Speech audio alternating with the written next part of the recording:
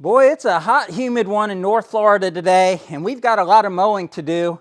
Well, before we get in today's video and do some mowing with the tractor and the zero turns, I wanted to just mention something that I just learned about this mower that I've had for about 23 years. Now, a few years ago, I did a video on replacing the carburetor because I was getting fuel in the oil and I figured it was going past the float valve. So rather than trying to replace parts inside the carburetor, I just went to Amazon and got a Kawasaki carburetor, OEM, original, cost me several $100s, and I replaced it, and I'll link the video down below.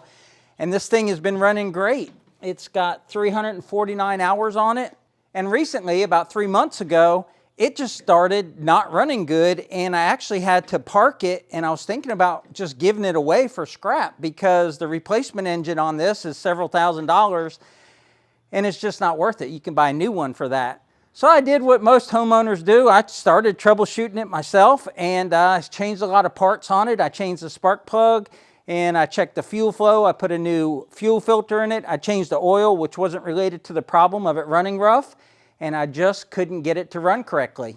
So we have a great auto parts dealer locally that's also a TYM tractor dealer. So I'm there all the time talking to them, getting parts for mowers, parts for cars, and oil and things like that.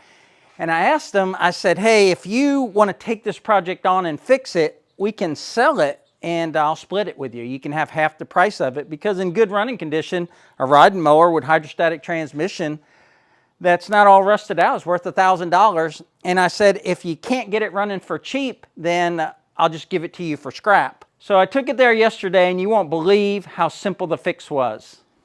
It was barely running just enough to get it off the trailer. I pulled it over to the mechanic, already had the hood off. He went to the air cleaner cover and he took off the air cleaner, and it started running perfectly. So they didn't charge me anything for the repair. I just bought the air cleaner from them, and I also bought the mechanic Mike lunch. But look at this air filter. Do you think this would be bad enough to make it not run good? I mean, it's a little dirty, but on the inside, it's fairly clean. But I guess that was enough blockage that it was acting like a choke, and it was running way too rich and just really sputtering a lot, had no power. And with a $15 air cleaner, it is back to running just like it was new.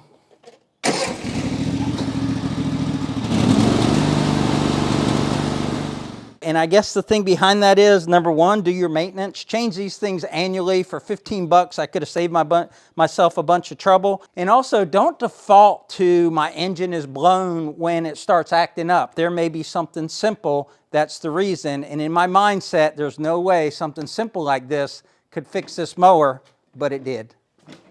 Now let's get on something with a canopy to protect me from the sun and a little bit more horsepower so we can get some mowing done quicker. Do you have mirrors on your tractor?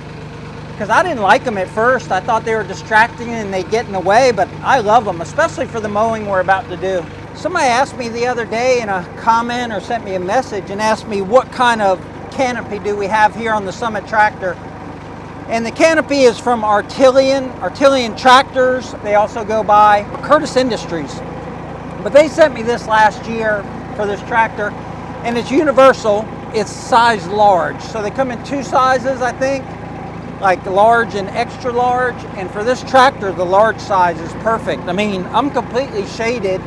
It just makes a world of difference when you're out here in this hot Florida sun and trying to protect your skin and stay a few degrees cooler than out there in the sun.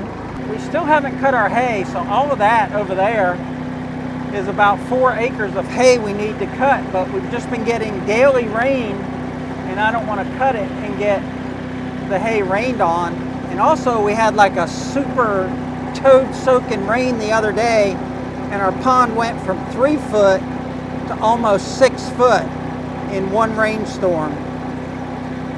I didn't realize it had rained that much, but with all of the underground piping bringing in water from the buildings up there, the gutters on the buildings, and also we get a lot from alongside the roadway. The ditch comes in there. It's all filtered by grass. But now the pond looks really good. We get a lot of questions about the pond. Is it holding water? Did the the polymer we put in there work? And I'd say the worked okay on this end where we applied it. We never did apply it on the other end. And we just decided to go ahead and invest in the pond and do it right and drain it and completely seal the bottom with clay. We just haven't had a chance to do it. Been working on the house build. We hope to work on that this summer. The rain was so bad it actually washed from that side of the road across, so I got some millings over here that I need to clean up that are in the grass. You can see where it washed over, and over here it went like 15 feet, and I need to reclaim them. And the way I've been doing it is with a leaf rake, and you just kind of rake the millings out of the grass. But that's time consuming and a lot of effort, so I actually ordered from Cloud Auto, the same place where I got that filter. I ordered from them a machine, and it'll be here in a week or so, that will get that gravel out of the grass. And I'm so excited about it. I've been wanting one for a while, but I didn't want to spend the money on it. But I went ahead and told Greg out there at Cloud Auto, I said, go ahead and put one on order for me, man. This I can't rake up this gravel anymore. So where we're headed is out our front gate to mow the county right away. And they'll mow it, but they don't do a good job with it, and they tend to bring grass seeds and weed seeds, especially this thistle that I've pretty much gotten rid of on our road frontage. So if I keep it mowed, they'll just bypass us. And I'm also going to show you what else I do and get your opinion on it, because Deb thinks I'm crazy. Now this is the road in front of Piney Grove, and as you can see by that car, it's a 55-mile-an-hour road. So I don't like Deb to mow out here, and even when I mow with the zero turn, it makes me nervous. So going back to those mirrors on the tractor, I can keep an eye out for traffic coming behind me and then get a little farther off the road just to be safer. And also by being on the tractor, I hope that it's more visible, and God forbid that anybody were to hit me or Deb on the tractor, but if so, we'd be on a more sturdy machine than the zero turn. Watch what I do down at the end. That's where Deb thinks I'm crazy. Here comes the car. Get over.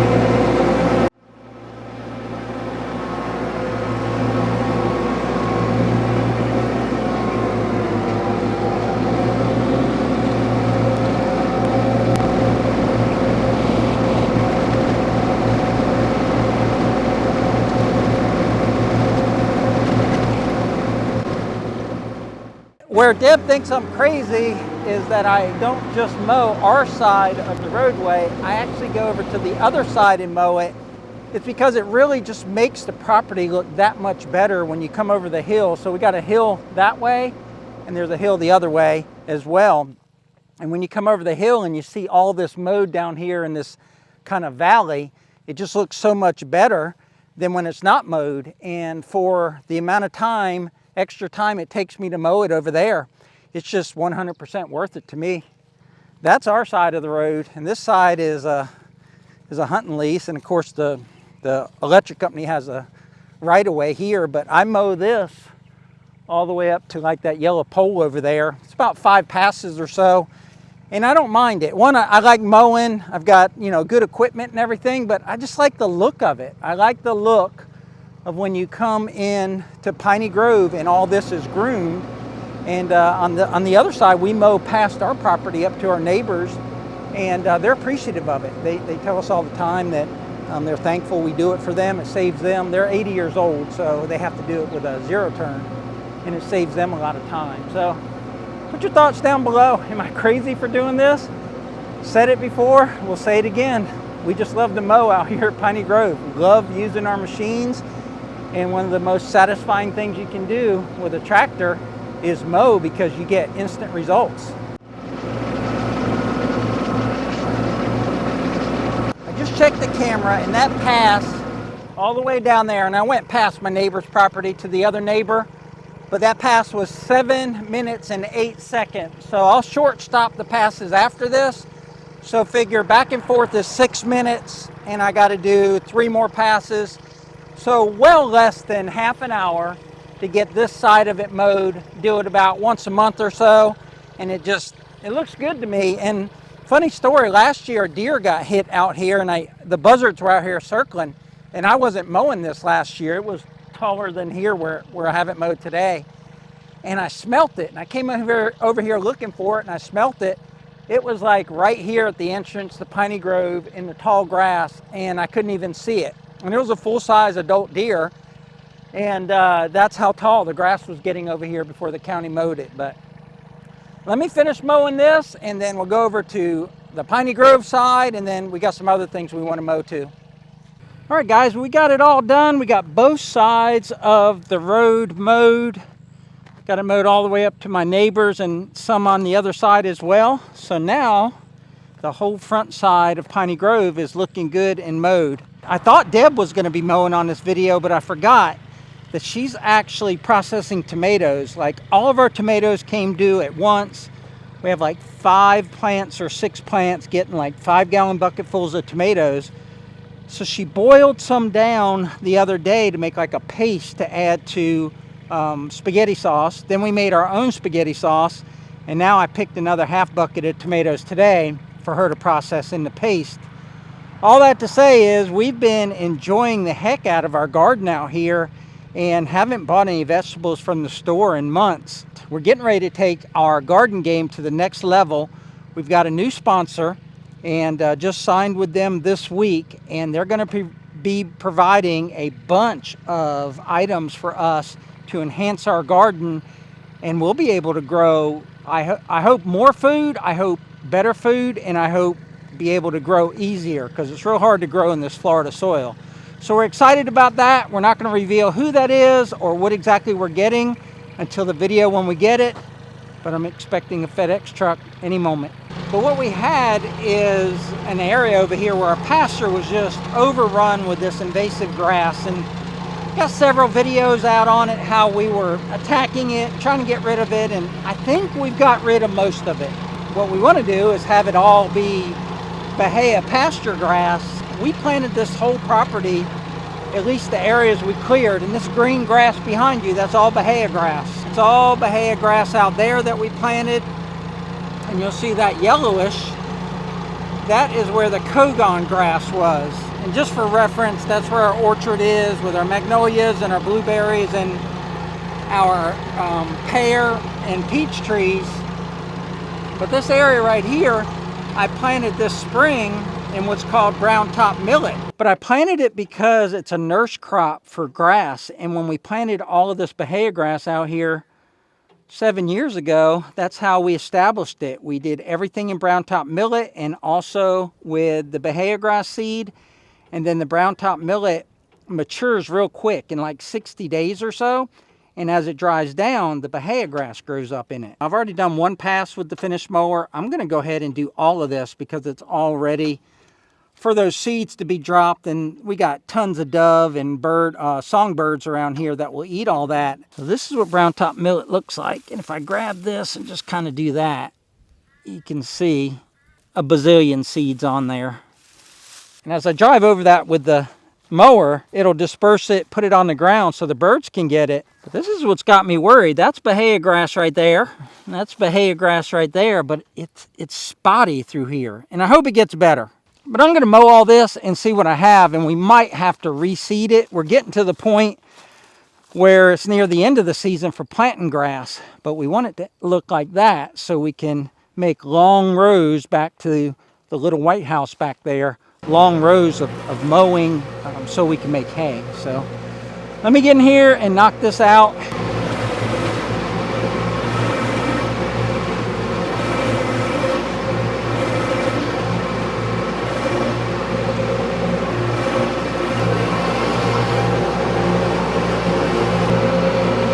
rat just went by. Just saw a rat go in there. Kogon grass right there.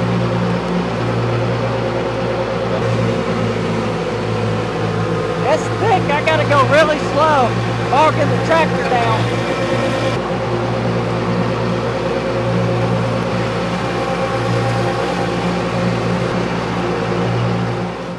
The finish mower is doing a great job in just mulching up all the stems of this brown top millet and dispersing all the seed. And is doing such a good job that I don't think I'm going to do this whole little field here.